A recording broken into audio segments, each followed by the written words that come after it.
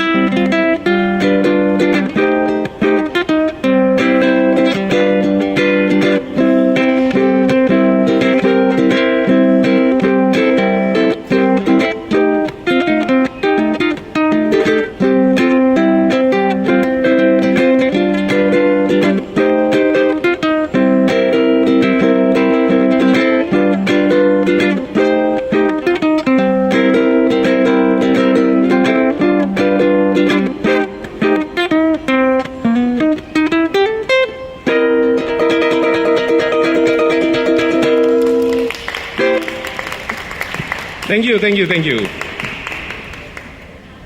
So this one is even like the microphone is like bowing down to ukulele.